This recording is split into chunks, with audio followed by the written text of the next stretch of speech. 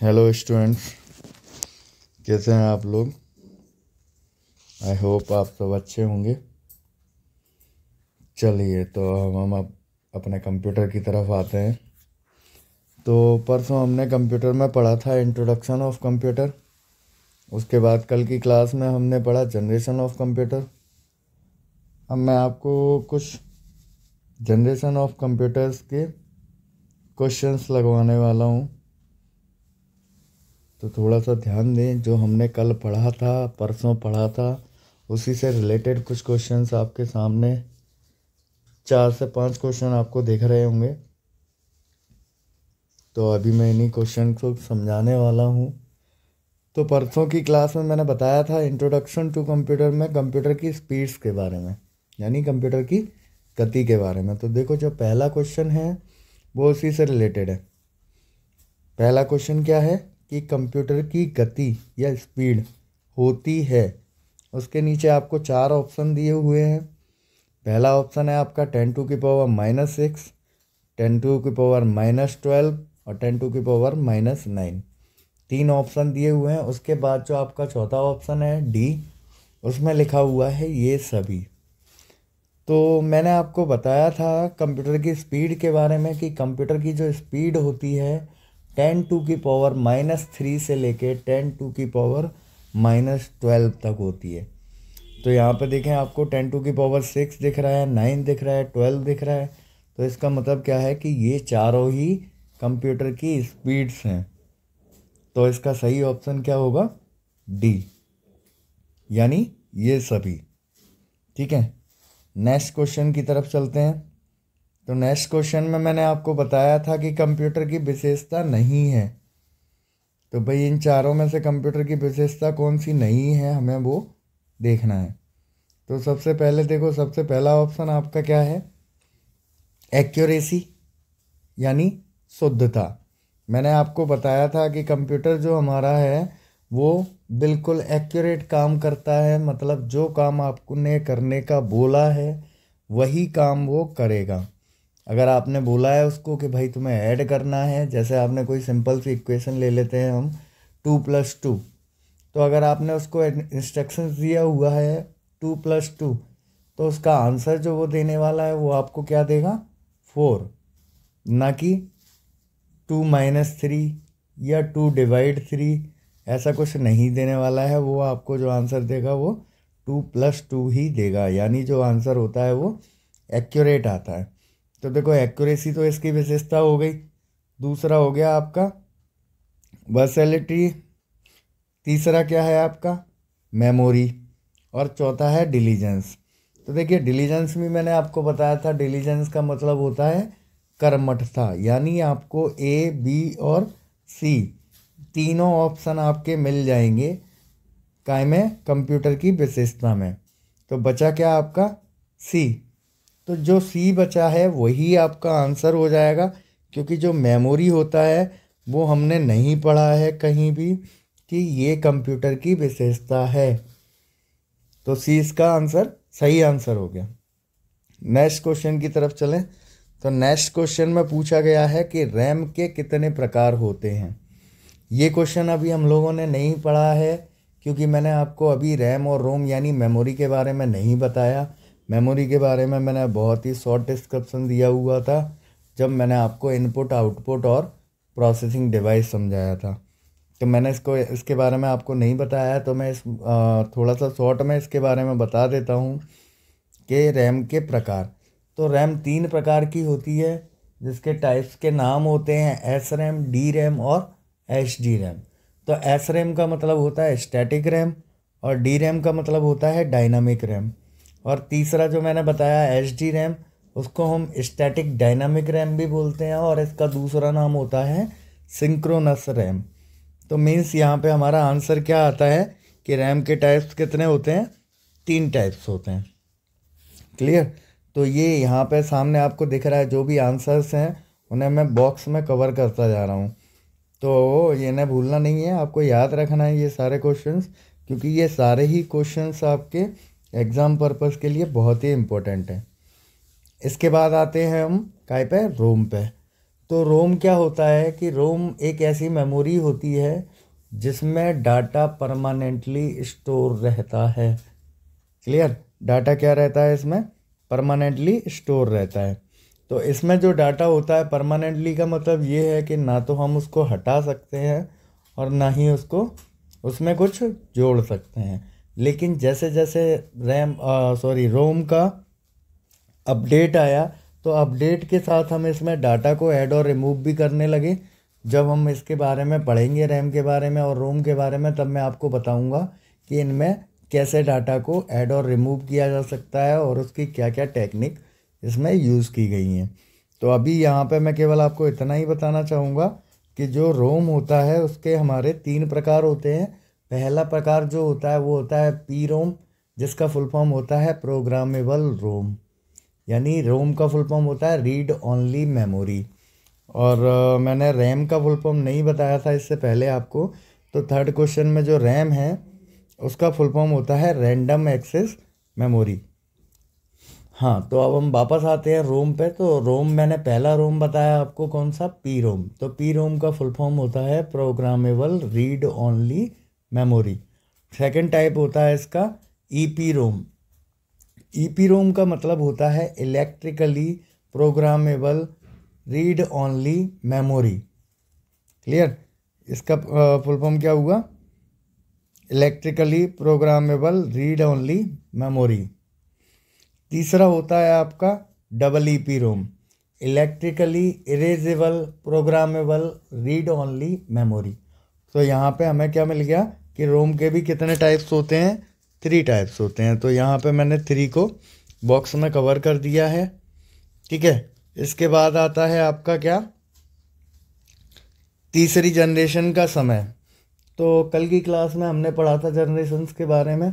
तो पहली जनरेशन्स का जो टाइमिंग था वो क्या था? 1946 से लेकर 1956 तक। क्लियर? और सेकंड जनरेशन का जो टाइमिंग था वो था आपका 1956 से लेकर 1963 तक। तो अब आते हैं हम थर्ड जनरेशन पर। मैंने बताया था कि जो फर्स्ट जनरेशन का टाइमिंग ख़त्म हुआ है उसी से सेकंड जनरेशन का टाइमिंग स्टार्ट होता है। तो यहाँ पे मैंने बताया 1946 से 1956, और सेकंड जनरेशन का टाइमिंग मैं क्या बता रहा हूँ? 1956 से लेके 1963 तक।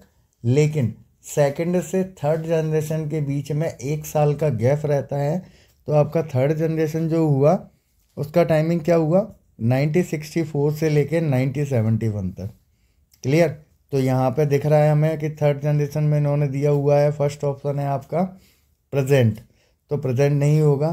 सेकंड है प्रेजेंट प्लस फ्यूचर, तो ये भी नहीं होगा। और डी ऑप्शन है फ्यूचर, तो ये भी नहीं होगा। तो मैंने आपको यस कंफर्म करा दिया है कि 1946 से लेके 1971 ये क्या हो गया? आपका आंसर हो गया इसका, यानी सही आंसर क्या हो गया?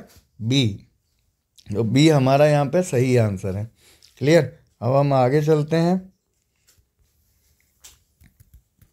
तो क्वेश्चन नंबर 6 की बात करते हैं। तो क्वेश्चन नंबर 6 में क्या है कि एक LIC में कितने ट्रांजिस्टर्स होते हैं?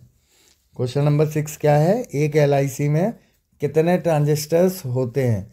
तो कल देखो हमने IC, LIC और VLSI और ULSI चारों टाइप्स पढ़े थे। तो इसमें हम काय की बात कर रहे हैं? LIC की बात कर रहे हैं। LIC का मतलब होता है large integrated circuit. Large integrated circuit की बात कर रहे हैं। तो देखो इसमें दिया हुआ है आपको ए ऑप्शन जो दिया हुआ है वो दिया हुआ है 5 लाख सॉरी, और बी ऑप्शन में दिया हुआ है आपको 4 लाख, सी ऑप्शन में दिया हुआ है आपको 6 लाख, और डी ऑप्शन में दिया हुआ है 3 लाख। तो यहाँ पे हमने देखा था कि जनरेशन नंबर 3 में देखा था हमने कि जो LIC यूज़ की जाती है उसमें जो ट्रांजिस्टर्स के नंबर्स होते हैं वो कितना होता है आपका? 3 लाख। एक LIC में मतलब कितने ट्रांजिस्टर यूज़ किए जाते हैं? 3 लाख ट्रांजिस्टर यूज़ किए जाते हैं। नेक्स्ट क्वेश्चन है आपका एल्टेयर का आविष्कार किसने किया? Number 1 MITS, number 2 GITS, number 3 GICTS, या इनमें से कोई नहीं। तो ये क्वेश्चन भी अभी आप लोगों ने नहीं पढ़ा है तो आगे जब हम कंप्यूटर्स के टाइप्स पढ़ेंगे तो उसमें ये क्वेश्चन पढ़ेंगे, और इसका सही आंसर मैं आपको बता देता हूँ। तो इसका सही आंसर है MITS। क्लियर। तो LTR का आविष्कार किसने किया था? MITS ने किया था। नेक्स्ट क्वेश्चन नंबर 8, VLSI तकनीक का उपयोग कौन सी जनरेशन में हुआ था? तो मैंने कल आपको बताया था कि VLSI तकनीक का उपयोग कौन सी जनरेशन में हुआ था। जब हमने जनरेशन्स ऑफ कंप्यूटर पढ़े थे उसमें first generation, second generation, third generation और फोर्थ जनरेशन। तो यहाँ पे जो इसका सही आंसर है वो है थर्ड जनरेशन। तो VLSI टेक्निक का यूज़ कब हुआ? थर्ड जनरेशन में हुआ। नेक्स्ट क्वेश्चन, ये क्वेश्चन भी क्वेश्चन नंबर 7 से रिलेटेड है। क्वेश्चन नंबर 7 का मैं बता चुका हूँ आपको कि जो क्वेश्चन नंबर 7 है वो अभी हमने नहीं पढ़ा है। नेक्स्ट क्लास जो मैं आपकी लेने वाला हूँ वो इसी टॉपिक पे होगी, और वहाँ पे ये क्वेश्चंस क्लियर हो जाएंगे। और उसके बाद ये टेस्ट मैं एक बार फिर से लगवाऊंगा जिसमें ये सारे क्वेश्चंस होंगे प्लस और भी क्वेश्चंस होंगे।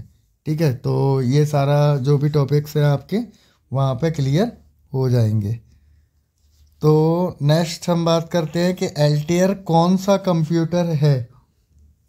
तो LTR कौन सा कंप्यूटर है, तो जब मैंने आपको बता ही दिया है कि मैंने ये चीज़ आपको पढ़ाई नहीं है, तो यहाँ पे मैं केवल इसका आंसर बताने वाला हूँ।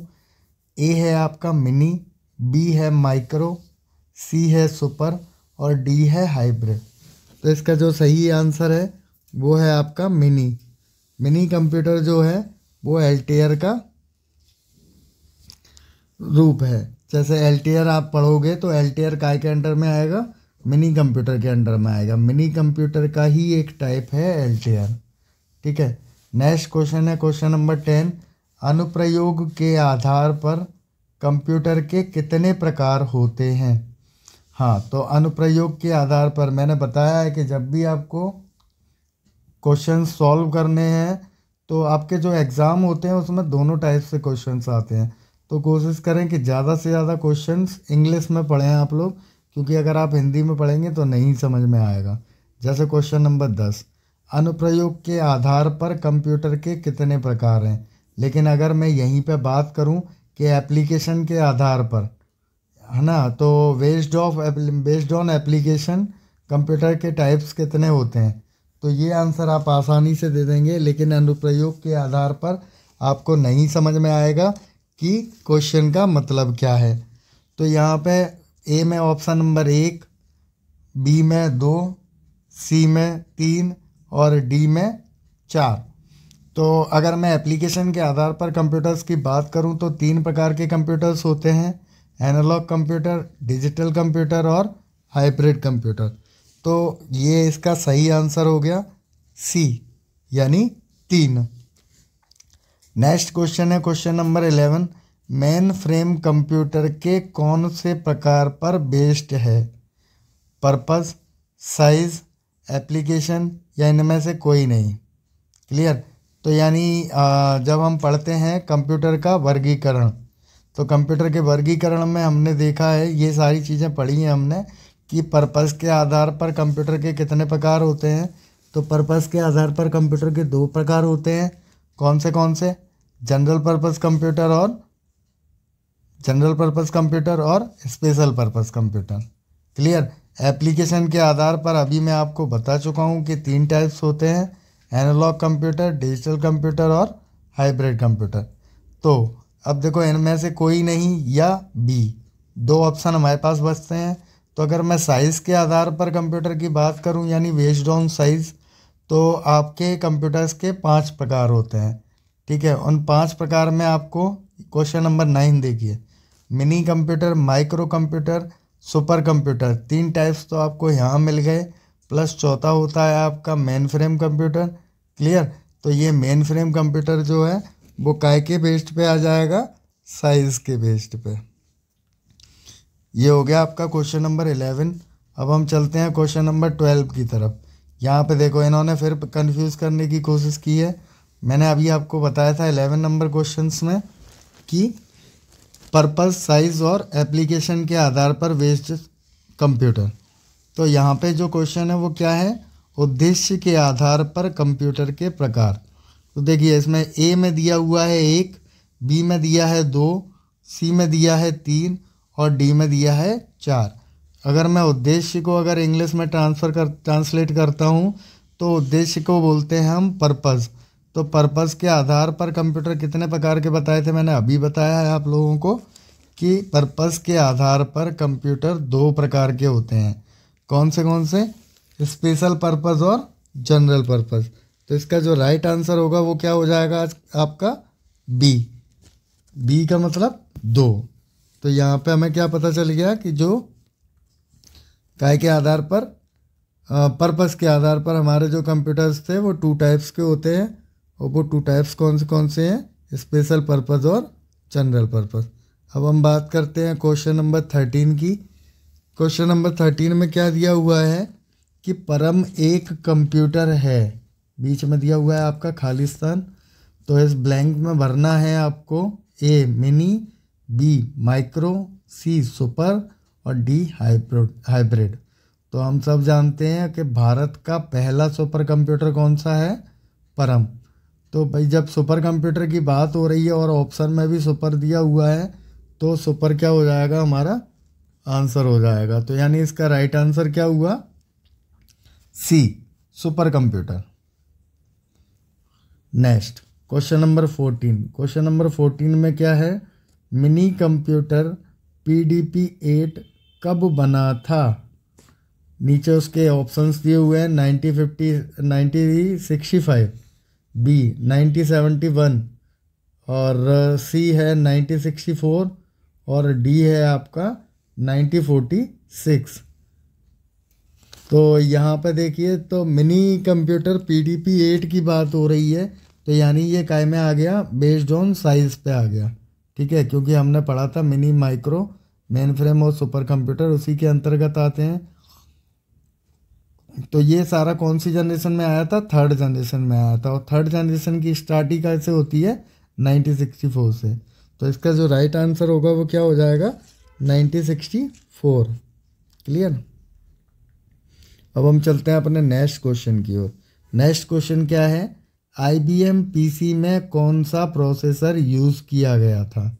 तो फर्स्ट IBM PC जो बना था, आगे शायद एक क्वेश्चन आएगा कि फर्स्ट IBM PC कौन सा था। तो जो फर्स्ट IBM PC बना था उसमें कौन सा प्रोसेसर यूज़ किया गया था उसके बारे में पूछा गया है। तो इस प्रोसेसर का नाम था 8086। ये मैंने डायरेक्टली इसलिए बताया है क्योंकि ये टॉपिक भी मैंने अभी आप लोगों को क्लियर नहीं कराया है, तो इसीलिए मैंने इसका आंसर आपको डायरेक्टली बता दिया है। हाँ देखो ये आ गया क्वेश्चन नंबर 16। मैंने अभी ऊपर बताया था कि एक क्वेश्चन आएगा और वो आ गया क्वेश्चन नंबर 16 पे। तो पहले PC का क्या नाम था? ENIAC, यूनिवेक, एडवेक या IBM 700? 4 ऑप्शन है। चारों ऑप्शन में देखो यहाँ पे बच्चे बहुत बड़ी गलती करते हैं क्योंकि वो क्या करते हैं कि यहाँ पे देखते हैं वो कि जनरेशन के हिसाब से पहला कंप्यूटर कौन सा था। तो अगर हम इसकी बात करें तो यूनिवेक और ENIAC और यूनिवेक दोनों का हमने पढ़ा था कि ये कौन सी जनरेशन में आए हुए हैं? फर्स्ट जनरेशन में आए हुए हैं। क्लियर। तो लेकिन उन्होंने ये नहीं पूछा है कि फर्स्ट जनरेशन के कंप्यूटर कौन है, उन्होंने पूछा है कि पहले PC का नाम क्या था। तो पहला PC जो था उसका नाम था IBM 700। क्लियर, यानी ऑप्शन नंबर डी। तो जो ऑप्शन नंबर डी है वो आपका राइट आंसर हो जाएगा। नेक्स्ट आते हैं हम क्वेश्चन नंबर 17 पे। क्वेश्चन नंबर 17 है IBM PC-80 की गणना गति कितनी होती है या गणना गति होती है। तो ये क्या पूछ रहा है कि कैलकुलेशन स्पीड पूछ रहा है। अगर इंग्लिश में बताऊं तो इसको हम बोलेंगे कि IBM PC-80 की कैलकुलेशन स्पीड कितनी होती है। ए है आपका 10 to the power 10 to 12 MHz, B है आपका 12 to 14 MHz, सी है आपका 14 to 16 MHz और डी है आपका 8 to 10 MHz। क्लियर। तो ये भी मैं बता चुका हूँ कि हमने पढ़ा नहीं है, तो अभी हम क्या करेंगे, केवल इसका आंसर देखेंगे। जिससे हमें आगे के लिए याद बना रहे और हम दोबारा जब इस आंसर को टिक करें तो हमें समझ में आ जाए कि भाई इसका आंसर क्या था। तो हम देखते हैं, देखो मैंने इसको टिक कर दिया है। तो जो सी ऑप्शन है आपका वो राइट आंसर है। काय का? स्पीड का, कैलकुलेशन स्पीड का। काय की कैलकुलेशन स्पीड? IBM PC80 की। क्लियर। अब हम नेक्स्ट क्वेश्चन पे आते हैं। परम 10,000 विकसित रूप है। तो भाई परम 10,000 काय का विकसित रूप है? ये हमने पढ़ा है। भारत का पहला सुपर कंप्यूटर था परम, और परम 10,000 परम का ही अपडेट रूप है। तो ये क्या हो जाएगा? IBM PC नहीं होगा, IBM PC80 नहीं होगा, मिनी भी नहीं हो सकता, क्योंकि सुपर कंप्यूटर है परम। तो ये परम का अपडेट रूप है, तो जाहिर सी बात है कि क्या हो जाएगा? सुपर कंप्यूटर हो जाएगा। अब हम क्वेश्चन नंबर 19 की बात करते हैं। किसी विशेष कार्य के लिए तैयार किए गए CPU को कहते हैं। हाँ, तो हमने पढ़ा था कि पर्पस के आधार पर कंप्यूटर के दो प्रकार होते हैं। तो उसमें क्या क्या पढ़ा था? स्पेशल पर्पस और जनरल पर्पस। जनरल पर्पस क्या होता है? जो सब जगह काम करे। और स्पेशल पर्पस का मतलब होता है किसी स्पेशल पर्पस के लिए बनाया गया। तो यहाँ किसी विशेष कार्य की बात हो रही है, यानी स्पेशल पर्पस की बात हो रही है। इंग्लिश में ट्रांसलेट कर लो, आंसर आसानी से मिल जाएगा। तो यहाँ पे जो ऑप्शन है वो आपका क्या है? सी ऑप्शन में क्या लिखा हुआ है? स्पेशल पर्पस, यानी विशेष कार्य। क्लियर। तो ये हो गया आपका क्वेश्चन नंबर 19। अब हम आते हैं क्वेश्चन नंबर 20 की ओर। क्वेश्चन नंबर 20 में क्या है? कौन सी रैम को रिफ्रेश करने की आवश्यकता कम होती है? पहला SRAM, दूसरा DRAM, तीसरा बोथ, और चौथा नन ऑफ दिस। तो देखो पहले तो हम C और D को अलग कर देते हैं। C में क्या लिखा है? बोथ। तो देखो दोनों रैम ऐसी नहीं हो सकती जिसको हमें रिफ्रेश करने की आवश्यकता कम होती है। एक या तो एक होगी या फिर एक भी नहीं होगी। तो यहाँ पे बोथ तो हट ही गया, दोनों तो हो ही नहीं सकते। और SRAM और DRAM, तीसरी रैम हमने कौन सी पढ़ी है? HDRAM, जो इसमें ऑप्शन में दिया नहीं है। क्लियर। तो अब हमारे पास तीन ऑप्शन है, SRAM, DRAM और नन ऑफ दिस। तो हम ध्यान देते हैं काय पे? SRAM पे। तो SRAM जो होती है उसकी कमजोरी ही यही थी कि इसको बार बार रिफ्रेश करना पड़ता था, इसलिए हमने इसका यूज़ करना बंद कर दिया। DRAM जो होती है इसको हमें रिफ्रेश करने की ज़रूरत नहीं पड़ती। ये क्या होता है? ऑटोमेटिक रिफ्रेश होती है लाइट के साथ में। लाइट के साथ में कैसे? ये चीज़ें हम पढ़ेंगे जब मैं रैम बताऊंगा, तब आपको बताऊंगा एग्जांपल के साथ में कि ये लाइट के साथ रिफ्रेश कैसे होती है। नेक्स्ट क्वेश्चन की तरफ चलते हैं फिलहाल हम। तो इसका आंसर क्या हो गया आपका? हाँ, इसका आंसर टिक कर लें। इसका आंसर हो गया आपका DRAM। क्लियर। अब हम चलते हैं नेक्स्ट क्वेश्चन यानी 21 पे। 21 क्या है? वैक्यूम ट्यूब का आविष्कार कब हुआ था? 1906, 1904, 1908 और 1910। 4 ईयर्स दिए हुए हैं आपके सामने। इन चारों में से आपको राइट टिक करना है। तो क्वेश्चन नंबर 21 में जो वैक्यूम ट्यूब्स का आविष्कार हुआ था, देखो वैक्यूम ट्यूब्स कौन सी जनरेशन में यूज़ किया गया था? फर्स्ट जनरेशन में। और फर्स्ट जनरेशन का टाइमिंग क्या था? 1940। तो यहाँ पे जो इसका आंसर रहेगा वो क्या रहेगा? बी ऑप्शन में क्या दिया हुआ है? 1904 यानी 1904। क्लियर। नेक्स्ट क्वेश्चन पे आते हैं। देखो ये क्वेश्चन कल मैंने बताया हुआ था और मैंने बोला भी था कि इसको याद रखना, ये क्वेश्चन एग्ज़ाम में बहुत बार आया हुआ है। क्लियर। तो क्वेश्चन क्या है हमारा? क्वेश्चन पढ़ते हैं पहले। क्वेश्चन है IC का आविष्कार किसने किया था? नीचे ऑप्शन दिया हुआ है, Jack S Kilby, JP Eckert, John Mauchly और एलन ट्यूरिंग।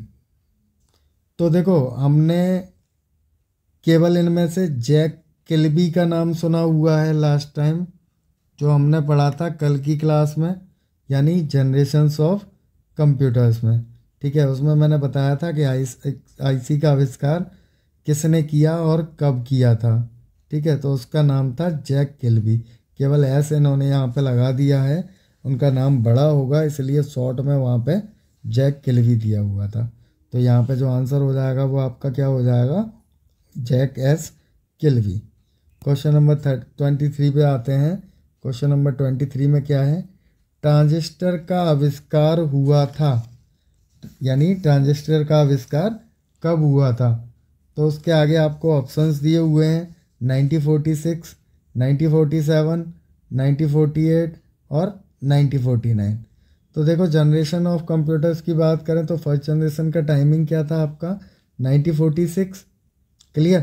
तो 1946 था। तो जब हमारे पास कोई चीज़ होगी, कोई डिवाइस होगी, तो हम उसे अपडेट करने का तो तभी सोचेंगे ना जब उसका हमारे पास कोई सैंपल होगा, तभी तो हम उसमें और अच्छा करने का सोचेंगे उसकी कमियां निकालने के बाद। तो यहाँ पे क्या है 1946 में आपकी फर्स्ट जनरेशन आई जिसमें हमें क्या मिला था, वैक्यूम ट्यूब्स मिले। और जब हमने उसको अपडेट करने की कोशिश की तो हमें नेक्स्ट क्या मिला, ट्रांजिस्टर मिले। तो यानी जो इसका आविष्कार हुआ होगा वो काय के बाद हुआ होगा, फर्स्ट जनरेशन के बाद। तो फर्स्ट जनरेशन के बाद यानी 1947 इसका आंसर हो गया, clear. Next question, next question में दिया हुआ है सीपीयू के मुख्य कंपोनेंट्स हैं, सीपीयू के मुख्य कंपोनेंट्स हैं। ए इनपुट, बी में दिया हुआ है आउटपुट, सी में दिया हुआ है सीपीयू और डी में दिया है ऑल ऑफ दीज। तो देखो इनपुट सीपीयू का कंपोनेंट्स है, आउटपुट सीपीयू का कंपोनेंट्स है और सीपीयू खुद तो कंपोनेंट्स है ही। तो मतलब टोटल यहाँ पर तीनों जो हैं आपके वो क्या हो गए, कंपोनेंट्स हो गए काय के, सीपीयू के। तो यहाँ पे जो आंसर होगा वो आपका क्या हो जाएगा, ऑल ऑफ दीज, यानी ये सभी, क्लियर। अब हम आते हैं अपने तीसरे पेज पे। तीसरे पेज में हमें दिया हुआ है क्या क्वेश्चन है, पहला क्वेश्चन, पहली जनरेशन के बीच का समय। तो पहली जनरेशन के बीच के समय से क्या मतलब है इनका, कि जो फर्स्ट जनरेशन का टाइमिंग जो हमें दिया जाता है उसके बीच में कितना डिफरेंस है। तो पहला जो डेट है, ईयर है सॉरी हमारे पास, वो क्या था 1946 और सेकंड जो था वो क्या है 1956। तो अगर मैं बात करूं तो 1946 से 1956 के बीच में डिफरेंस कितने का हो जाएगा, 10 ईयर्स का। तो यहाँ पे क्या पूछा हुआ है, बीच का समय, तो बीच का समय हो गया भैया आपका 10 ईयर्स। नेक्स्ट क्वेश्चन नंबर 26 में क्या है, पांचवी जनरेशन के कंप्यूटर की स्पीड होती है, पांचवी जनरेशन के कंप्यूटर की स्पीड क्या होगी 10⁻⁻12, क्योंकि मैं बता चुका हूँ कंप्यूटर की मिनिमम स्पीड क्या होती है 10⁻³ और मैक्सिमम क्या है 10⁻⁻12। तो यहाँ पे -12 ही हमें सबसे बड़ी यूनिट दिख रही है, तो -12 जो है वो आंसर हो जाएगा इसका। अब हम बात करते हैं क्या, नीचे हमें कुछ full form of these words दिया हुआ है, तो हमें क्या करना है, इनके फुल फॉर्म्स बताना है, क्लियर। तो इसकी फुल फॉर्म्स की बात करते हैं। तो देखो सबसे पहला है आपका रैम, सेकंड है आपका रोम, थर्ड है आपका आईसी, फोर्थ है आपका एलआईसी, फिफ्थ है आपका सीपीयू और इसके बाद में एएलयू, फिर सीयू, फिर MIPS, CD, DVD, BIOS, PROM, EPROM, EPROM, ULSI, VLSI, IBM, MHZ, PC, FTP, WWW, IPD, OPD और सीआरटी। तो ये मैं यहाँ पे नहीं बता रहा हूँ फुल फॉर्म, बहुत से फुल फॉर्म्स आप लोगों को आते भी होंगे। ये फुल फॉर्म्स का मैं एक अलग से वीडियो बनाऊँगा जिसमें टोटल केवल आप लोगों को क्या मिलेंगे, फुल फॉर्म्स मिलेंगे, क्लियर। तो इसके बाद जब हम एमएस ऑफिस पढ़ेंगे तो ऐसे ही मैं एक शॉर्टकट कीज़ का वीडियो बनाऊंगा जिसमें केवल आपको क्या मिलेगा, शॉर्टकट कीज़ मिलेंगी बस, और उसके अलावा कुछ भी नहीं मिलेगा। तो फिर हम शॉर्टकट कीज़ से रिलेटेड क्वेश्चन पढ़ेंगे। यहाँ पे फुल फॉर्म्स वगैरह आप लोगों को पता ही होगा, जो नहीं पता है वो मैं अपनी नेक्स्ट वीडियो में बताऊँगा, तो आप वहाँ से देख लें या नोट डाउन कर लें और आगे के लिए याद रखें, ठीक है। आज की वीडियो में इतना ही क्वेश्चंस थे आपकी फर्स्ट और सेकंड यूनिट से रिलेटेड, तो वो मैंने आपके साथ शेयर किए हुए हैं। आगे जो हम टॉपिक पढ़ेंगे उसके क्वेश्चंस आगे शेयर करता जाऊंगा। और जो आपका फर्स्ट था इंट्रोडक्शन टू कंप्यूटर, उसके भी क्वेश्चंस थे इसमें, लेकिन उसमें इतना ज़्यादा कुछ था नहीं, क्योंकि उसे हम आगे जब वर्गीकरण वगैरह पढ़ेंगे तो उसके बाद जब इसकी प्रोसेस देखेंगे तो वो दोबारा से पढ़ने को मिलेगा। तो वहाँ पे सिंप्लीफिकेशन के बाद फिर तब हम देखेंगे उसके क्वेश्चन कि उसमें कौन से क्वेश्चन दिए हुए हैं। ठीक है, ओके बाय, गुड नाइट।